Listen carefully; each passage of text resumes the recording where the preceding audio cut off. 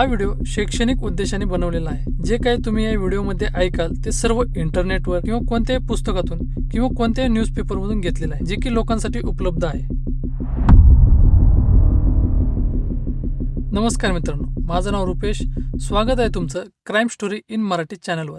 आजची स्टोरी निर्भयावरती आणि ही स्टोरी जिने की लोकांना विचार करायला भाग पाडलं, कोणी कसं इतक्या हैवानियतपणावरती जाऊ शकतं। कारण की या घटनेने लोकांना पार आतून हलवून टाकले होते आणि ही ती घटना आहे जी ऐकल्यावर आपला देश आणि सगळे नागरिक एक सोबत एक झाले होते। आणि ही त्या मुलीसोबत घडलेली घटना आहे जिला 16 डिसेंबर 2012च्या अगोदर मोजकेच कुणीतरी ओळखत असेल। पण मग या घडलेल्या घटनेच्या नंतर ती मुलगी प्रत्येकाच्या घरातली झाली होती। प्रत्येकाला हेच माहिती करून घ्यायचं होतं की ती आता सध्या कशी आहे।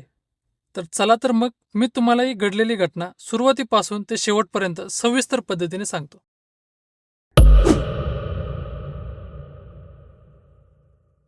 एक 23 वर्षांची साधारण कुटुंबातील मुलगी जी फिजिओथेरपीचं शिक्षण घेत होती, ती दिल्लीमधील द्वारका भागात राहत होती। तिने 16 डिसेंबर 2012 रोजी अवनेंद्र प्रताप या सॉफ्टवेअर इंजिनियर असलेल्या मित्रासोबत पिक्चरला जाण्याचा प्लॅन बनवला होता। कारण की रविवारी होता आणि रविवार असल्यामुळे त्या दोघांना सुट्टी होती। 16 डिसेंबर 2012 रोजी दुपारी 3:30च्या आसपास ती मुलगी तिच्या घरी सांगून निघते की 2-3 तासात परत येते। त्यानंतर ती तिचा मित्र अवनेंद्र प्रताप याला भेटते। मग ते दोघे द्वारकाहून एका रिक्षामध्ये बसतात व दिल्लीच्या साकेतमध्ये एक फेमस मॉल आहे सिलेक्ट सिटी वॉल्क येथे पोहोचतात। पोहोचल्यानंतर ते दोघे लाईफ ऑफ पाई हा पिक्चर पाहण्याचे ठरवतात। त्यानंतर ते इव्हनिंग शोचे 2 तिकिटे घेतात आणि पिक्चरचा टाइम 6:40 ते रात्री 8:30 पर्यंतचा असतो। त्यानंतर थोड्याच वेळात पिक्चरचा टाइम होतो आणि ते पिक्चर पाहण्यासाठी थिएटरच्या आतमध्ये जातात व पिक्चर एन्जॉय करतच असतात। त्याच वेळी तिथून दुसरीकडे 7-8 किलोमीटर लांब एका घरामध्ये 6 लोक बसून दारू पित होते। त्यामधले 4 लोक बसवर कामाला होते। त्यातला एक बस ड्रायव्हर होता, एक कंडक्टर होता व दोघे बसमध्ये हेल्पर म्हणून काम करत होते। ते 6 जणही दारू पितात, पण त्यांना आणखीन दारू प्यायची असते, पण त्यांच्याकडे पैसे नसतात। मग ते ठरवतात आपण बस घेऊन 1-2 फेऱ्या मारूयात आणि मिळालेल्या पैशातून आणखीन दारू पिऊयात। पण दारू पिऊन गाडी चालवणे हा कायद्याने गुन्हा आहे, तरीही ते दिल्लीच्या रस्त्यांवर बस इकडे तिकडे घेऊन फिरतात। साधारण रात्री 8:30च्या आसपास हे 6 जणही बस घेऊन मुनिरकाच्या भाजी मार्केटला पोहोचतात। तेथे पोहोचल्यानंतर त्यांच्यातला एक माणूस खिडकीतून खानपूर खानपूर असा आवाज देण्यास सुरुवात करतो। रामादार नावाचा एक माणूस मुनिरकामधल्या एका लाकडाच्या दुकानामध्ये काम करत होता। तो या बसमध्ये बसला कारण त्याला खानपूरकडेच जायचे होते। आणि जेव्हा ही बस तेथून निघाली त्याच्या काही मिनिटांनंतर त्या बसमधले लोक त्या माणसाला म्हणतात की ही बस खानपूरला नाही, नेहरू पॅलेसला जाणार आहे। त्यांचे हे बोलणे ऐकून रामादार त्या बसमधून उतरायला लागला, पण त्या लोकांनी त्याला परत बसमध्ये ओढले आणि त्याच्यासोबत ओढताण करू लागले। जेव्हा त्याने याचा विरोध केला तेव्हा बाकीच्या 5 लोकांनी त्याला मारहाण करण्यास सुरुवात केली व 6वा माणूस बस चालवत होता। त्यानंतर त्यांनी रामादारचा मोबाईल आणि त्याच्याजवळ असलेले 1500 रुपये काढून घेतले आणि त्याला मालविया नगरच्या IIT फ्लायओव्हरजवळ बसमधून बाहेर ढकलले व पुन्हा बस घेऊन इकडे तिकडे फिरू लागले। त्याच वेळी साकेतमध्ये ती मुलगी आणि तिचा मित्र रात्री 8:30 वाजता पिक्चर पाहून थिएटरच्या बाहेर निघतात। त्यानंतर ते दोघे घरी जाण्यासाठी रिक्षा शोधत होते, पण कोणताच रिक्षावाला द्वारका येथे जाण्यासाठी तयार होत नव्हता आणि जो तयार होत होता तो खूप पैसे मागत होता। मग ते दोघे रिक्षावाल्याला म्हणतात मीटरवर चला, तर रिक्षावाला नाही म्हणून निघून जातात। मग ते दोघं ठरवतात की आपण रिक्षाने मुनिरका बस स्टँडला जाऊयात आणि तेथून 764 नंबरची बस पकडून द्वारकाला पोहोचूयात। त्यानंतर 10 ते 12 मिनिटात रिक्षावाला त्यांना मुनिरका बस स्टॉपवर सोडतो। त्यानंतर ते बस स्टॉपवर थांबून बसची वाट पाहतात। तेव्हा रात्रीचे 9 वाजलेले असतात आणि त्याच वेळेत पांढऱ्या रंगाची चार्टर्ड बस तिथे येऊन थांबते आणि त्या बसमधला एक माणूस द्वारका आणि पालमूड असा ओरडत होता आणि रात्रीचे 9 पण वाजलेले असतात आणि त्यांना उशीर पण खूप होत होता। म्हणून ते दोघे ह्या बसमध्ये चढतात आणि समोरची एक सीट सोडून दुसऱ्या सीटवर बसतात। मग बस तेथून निघते आणि हे त्याच पांढऱ्या रंगाच्या बसमध्ये बसतात, ज्या बसमध्ये हे 6 लोक दारू पिऊन आणखीन दारू पिण्यासाठी पैसे गोळा करण्यासाठी इकडे तिकडे फेऱ्या मारत असतात। आणि ही तीच बस असते ज्यात त्यांनी एका माणसाला अगोदर लुटलेलेही असते। या बसमध्ये अगोदरच 6 लोक होते। त्यांच्यातला एक होता राम सिंग, जो की त्या बसचा ड्रायव्हर होता। दुसरा होता राम सिंगचा भाऊ मुकेश सिंग, जो की त्या बसमध्ये हेल्परचा काम करत होता। तिसरा होता अक्षय कुमार उर्फ ठाकूर, जो की त्या बसचा क्लीनर होता। चौथा पवन गुप्ता आणि पाचवा विनय शर्मा.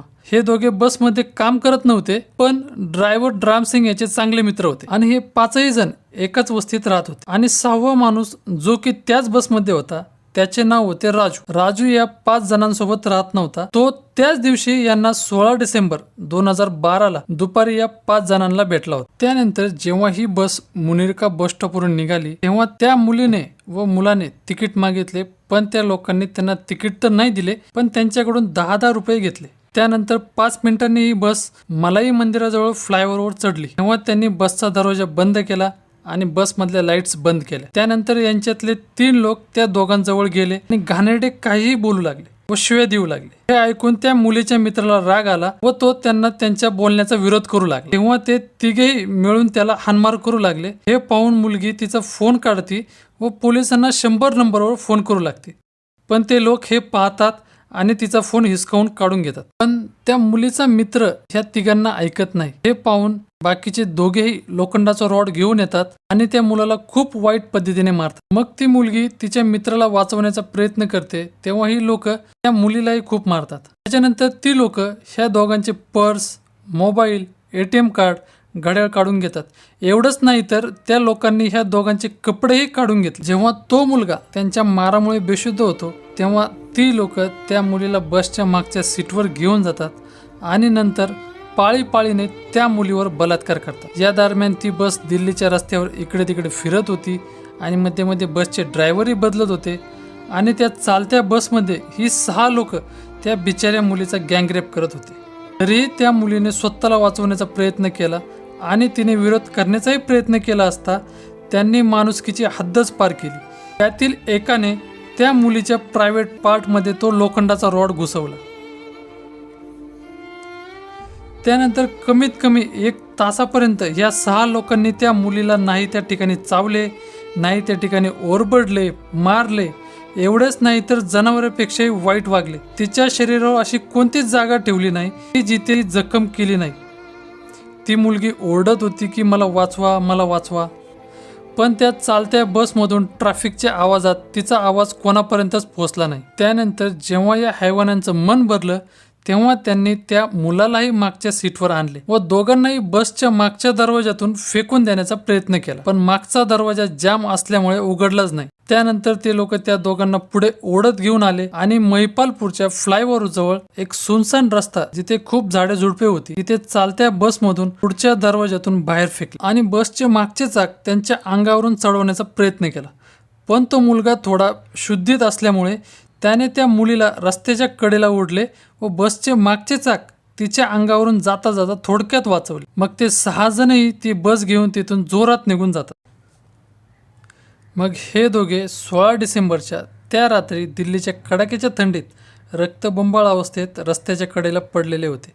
त्यांच्या अंगावर एकही कपडा नव्हता, ते विवस्त्र होते आणि त्यांच्या शरीरात काहीच ताकद राहिली नव्हती. तरीही त्या मुलीचा मित्र रस्त्यावरील येणाऱ्या जाणाऱ्या गाड्यांना हात करून मदत मागण्याचा प्रयत्न करत होता. त्या दरम्यान तेथून बऱ्याच गाड्या जात होत्या. मुलाचा आवाज ऐकून काही लोक थांबले, पण कोणीही त्यांची मदत केली नाही. तरीही तो मुलगा हात हलवून आवाज देऊन मदत मागत राहिला. त्याच दरम्यान नॅशनल हायवे टोल नाक्यावर काम करणारे राजकुमार नावाचा एक व्यक्ती NH8 हायवेवर त्याच्या मोटरसायकलवर पेट्रोलियम करत होते. ते त्याच ठिकाणाहून जात होते. त्यावेळी त्यांना रात्रीच्या 10:10 वाचवा वाचवा असा आवाज ऐकू आला. हा आवाज ऐकून त्यांनी मोटरसायकल थांबवली आणि जेव्हा त्यांनी पाहिले तेव्हा त्यांना रस्त्याच्या कडेला ती मुलगी आणि तो मुलगा दिसला. मग राजकुमार यांनी त्या मुलाला विचारले की काय झाले, तर त्यावेळी मुलगी तर काही बोलण्याच्या अवस्थेत नव्हती. मग त्यांनी त्या मुलाला विचारले तर त्या मुलाने सगळा घडलेला प्रकार त्यांना सांगितला. त्यानंतर राजकुमार हे रस्त्याच्या दुसऱ्या बाजूला एका हॉटेलमध्ये गेले आणि तिथून एक चादर घेऊन आले. मग त्या चादरीचे 2 तुकडे करून त्या दोघांना अंग झाकण्यासाठी दिले. त्याच्यानंतर त्यांनी 100 नंबरवर पोलिसांना कॉल केला. थोड्याच वेळात 10:30 वाजता 3 PCR व्हॅन तेथे पोहोचल्या. आता इथं पहा खेळ नेमका काय होतो. ज्या 3 PCR व्हॅन तिथं पोहोचल्या होत्या त्या 3 वेगवेगळे पोलीस स्टेशनच्या होत्या आणि ते ह्या गोष्टीवरून भांडत होते की हा एरिया आमच्या ताब्यात नाही. पण त्यांचे पहिले कर्तव्य काय होते, लवकरात लवकर ह्या दोघांना दवाखान्यात पोहोचवले पाहिजे। मग शेवटी त्यांचा वाद मिटला व त्यांनी त्यातील एका व्हॅनमध्ये त्या दोघांना बसवले आणि रात्री 11च्या आसपास दिल्लीच्या सफदरजंग हॉस्पिटलमध्ये इमर्जन्सी वॉर्डमध्ये घेऊन गेले। हॉस्पिटलमध्ये पोहोचल्यावर जेव्हा डॉक्टरांनी त्या मुलीची परिस्थिती पाहिली तेव्हा डॉक्टर देखील स्तब्ध झाले, कारण त्यांनी आतापर्यंत अशी केस कधीही पाहिली नव्हती। त्या मुलीच्या प्रत्येक ठिकाणाहून रक्त वाहत होते आणि तिची ब्लिडिंग इतकी खूप होत होती। त्या मुलीच्या आतड्यांची हालत इतकी बेकार केली होती की डॉक्टरांनाही कळेना की तिचे आतडे कसे जोडावे आणि कुठून जोडावे, इतक्या प्रमाणात तिच्या अंगातून रक्तस्राव होत होता। त्यानंतर त्या मुलीच्या आईवडिलांना कळवण्यात आले आणि लगेचच त्या मुलीला ऑपरेशनसाठी नेण्यात आले। मग ही बातमी पोलिसातल्या मोठ्या अधिकाऱ्यांपर्यंत पोहोचली तेव्हा साऊथ डिस्ट्रिक्ट दिल्लीची DCP छाया शर्मा स्वतः परिस्थितीचे गांभीर्य पाहण्यासाठी सफदरजंग हॉस्पिटलमध्ये पोहोचल्या।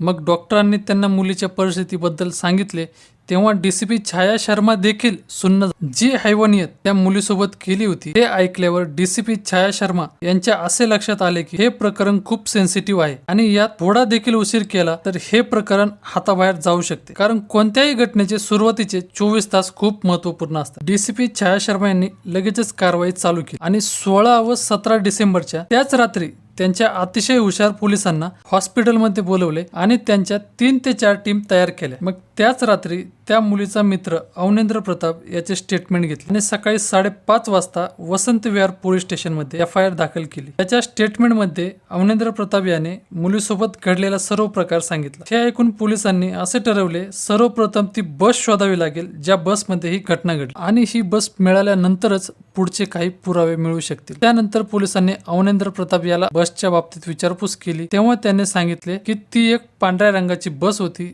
आणि दोन्ही साईडला हिरव्या आणि पिवळ्या रंगाच्या पट्ट्या होत्या। त्या बसचा मागचा दरवाजा जाम होता, बसच्या पुढच्या चाकाचा कव्हर नव्हता आणि त्या बसवर यादव नाव लिहिले होते। आता दिल्ली पोलिसांना बसच्या बाबतीत माहिती तर मिळाली होती, पण पूर्ण दिल्लीत अशी बस शोधणे जी की पांढऱ्या रंगाची आणि जिच्या दोन्ही बाजूला हिरव्या आणि पिवळ्या रंगाच्या पट्ट्या आहेत अशी बस शोधणे थोडं अवघडच होतं, कारण पूर्ण दिल्लीत अशा कित्येक पांढऱ्या बसेस असतील जिच्या दोन्ही साईडला हिरव्या आणि पिवळ्या रंगाच्या पट्ट्या असतील आणि काय माहित अजून अशा कित्येक बस असतील ज्या बसवर यादव नावही लिहिलेलं असेल। आणि दिल्लीमधल्या ह्या सर्व बसेसमध्ये ही एक क्राईम झालेली बस शोधणं म्हणजे गवतात सुई शोधण्यासारखंच, पण त्याच्या व्यतिरिक्त दुसरा काही मार्गच नव्हता, कारण की त्या बसमुळेच पुढे काही पुरावे मिळणार होते। त्यानंतर पोलिसांची एक टीम 17 डिसेंबर 2012च्या सकाळीच सर्वात अगोदर मुनिरका बस स्टॉपवर गेली, जिथून ती मुलगी आणि तो मुलगा त्या बसमध्ये चढले होते, पण मुनिरका बस स्टॉपवर काहीच पुरावा भेटला नाही। मग पोलीस महिपालपूरच्या त्या स्पॉटवर पोहोचली जिथे त्या दोघांना बसमधून बाहेर ढकलून दिले होते। जेव्हा पोलीस तिथे पोहोचली तेव्हा त्यांना रस्त्याच्या दुसऱ्या बाजूला बरेचसे हॉटेल दिसले आणि त्या हॉटेल्सच्या बाहेर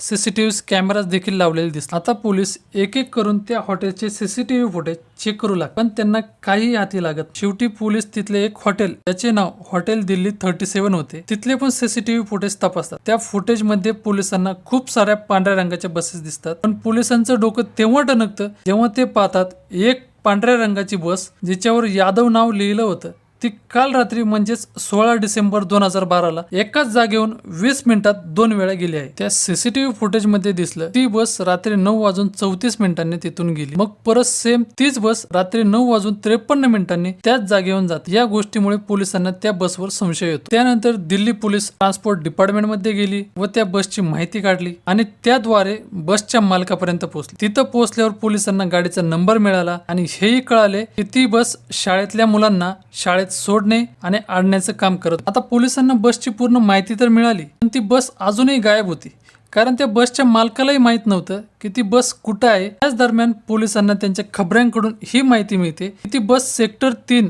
RK पुरमच्या रविदास कॅम्प मध्ये उभी आहे। ही माहिती मिळताच पोलीस लगेच रविदास कॅम्प मध्ये पोहोचतात आणि त्यांना ती बस गुरुद्वाराजवळ दिसते। त्या बसच्या दोन्ही बाजूला हिरव्या आणि पिवळ्या रंगाचे पट्टे होते आणि त्या बसवर यादव नाव हेही लिहिलेलं होतं। पोलीस जसे त्या बसच्या जवळ गेले तर त्यांनी पाहिलं त्या बसच्या आतमध्ये एक माणूस बसलेला आहे आणि जसे त्या माणसाने पोलिसांना पाहिलं लगेचच तो बसमधून उतरला आणि पळू लागला। पोलिसांनी त्याचा पाठलाग करून त्याला पकडले। त्याच्यानंतर पोलिसांनी त्याचे ID कार्ड तपासले तेव्हा पोलिसांना कळाले की हा बसचा ड्रायव्हर रामसिंग आहे। दिल्ली पोलिसांसाठी ही एक खूप मोठी कामगिरी होती, कारण या घटनेच्या एका दिवसानंतरच 6 लोकांपैकी एक आरोपी ताब्यात आला होता। रामसिंगची ओळख पोलिसांसमोर आल्यानंतर 17 डिसेंबर 2012च्या संध्याकाळी 4:15 पोलिसांनी रामसिंग याला कायदेशीर अटक केली आणि त्याला त्यांच्यासोबत पोलीस स्टेशनला घेऊन गेले आणि ती बस जी त्यांना रविदास कॅम्पमध्ये मिळाली तिला त्यागराज स्टेडियम मध्ये नेण्यात आले। त्यानंतर CFSLच्या एका टीमने त्या बसमधले बोटांचे ठसे, सीटवर लागलेले रक्तांचे सॅम्पल, तो लोखंडी रॉड आणि केसांचे सॅम्पल घेऊन तपासण्यासाठी पुढे दिले। 17 डिसेंबर 2012च्या संध्याकाळी जेव्हा पोलिसांनी बस ड्रायव्हर रामसिंगला पोलीस स्टेशनमध्ये घेऊन आले, त्याच्यानंतर त्याची चौकशी सुरू केली तर सुरुवातीला तर त्याने काय माहीत नसल्यासारखेच बोलू लागला, पण जेव्हा पोलिसांनी त्याला फटके द्यायला चालू केले तेव्हा त्याने सगळं खरं सांगून टाकले। मग त्यानंतर पोलिसांची एक टीम राजस्थानला गेली, दुसरी टीम बिहारला गेली आणि तिसरी टीम दुसऱ्या दिवशी म्हणजेच 18 डिसेंबर 2012ला रामसिंग याला सोबत घेऊन RK पुरमच्या रविदास कॅम्पमध्ये पोहोचली। तिथं पोहोचल्यावर दुपारी साधारण 1:15 दुसरा आरोपी पवन गुप्ता याला रविदास कॅम्पमधून अटक केली आणि त्याच्यानंतर लगेच 15 मिनिटांनंतर म्हणजेच 1:30 पोलिसांनी तिसरा आरोपी विनय शर्मा यालाही पकडले। मग त्याच दिवशी पोलिसांची एक टीम राजस्थानला गेली होती। त्या टीमने संध्याकाळ होता होता चौथा आरोपी रामसिंगचा भाऊ मुकेश सिंग याला राजस्थानच्या करोली गावामधून पकडून दिल्लीमध्ये घेऊन आले आणि मग संध्याकाळी 6:30 वाजता मुकेश सिंग यालाही ऑफिशियली अटक करण्यात आली। तर दिल्ली पोलिसांनी इथे ही घटना घडल्यानंतर 48 तासांच्या आतमध्ये 6 पैकी 4 आरोपींना अटक केली होती। इथे दिल्ली पोलिसांचे आभार मानले पाहिजे आणि इथं ही एक गोष्ट समजण्यासारखी आहे, जर पोलीस त्यांचं काम इतक्या इमानदारीने करायला लागले तर कोणत्याही आरोपीचे वाचणे शक्य नाही। जेव्हा इकडे दिल्ली पोलीस या आरोपींना पकडत होती तेव्हा दिल्लीत लोकांनी मोर्चे चालू केले होते, कारण की जेव्हा ही गोष्ट मीडियामध्ये आली आणि त्या मुलीवर जो हैवानियतपणा झाला ते ऐकून दिल्ली सकट पूर्ण भारत सुन्न झाला होता। लोकांना या गोष्टीवर विश्वासच बसत नव्हता की कोणी इतक्या हैवानियतपणावर कसं जाऊ शकतं, पण काय करणार हे खरं होतं। आणि जसे जसे मीडियामधून आणखीन त्या मुलीसोबत घडलेल्या प्रकारच्या बातम्या बाहेर येऊ लागल्या, या सगळ्या बातम्या ऐकून लोक घराबाहेर पडू लागले आणि त्या मुलीला न्याय मिळवून देण्यासाठी रस्त्यावर मोर्चे काढू लागले। हळूहळू आणखीन गोष्टी बाहेर पडू लागल्या। जेव्हा त्या मुलीला होश आल्यानंतर त्या मुलीने सांगितले, मला जगायचे आहे आणि ज्यांनी माझ्यासोबत हे दुष्कर्म केलं आहे त्यांना सोडू नका, त्यांना जिवंत जाळा। तिचा हा निर्णय पाहून मीडियाने तिला एक नाव दिले आणि ते नाव होतं निर्भया। तर मित्रांनो, आजची स्टोरी इथपर्यंतच आणि याच्या पुढची स्टोरी मी तुम्हाला पुढच्या पार्टमध्ये सांग, कारण की मी तुम्हाला ही स्टोरी पूर्ण एकाच पार्टमध्ये सांगितली। हा व्हिडिओ खूप मोठा होऊन जाईल आणि माझ्या मते तुम्ही खूप बोर होताल आणि मी नक्कीच ट्राय करेल लवकरात लवकर याच्या पुढचा पार्ट अपलोड करण्याचा। आणि तुम्हाला काही प्रतिक्रिया द्यायच्या असतील तर नक्कीच कमेंटमध्ये तुमच्या प्रतिक्रिया कळवा आणि तुम्हाला जर हा व्हिडिओ आवडला असेल तर जास्तीत जास्त शेअर करा आणि लाईक करा। तर भेटूयात पुढच्या व्हिडिओमध्ये, तोपर्यंत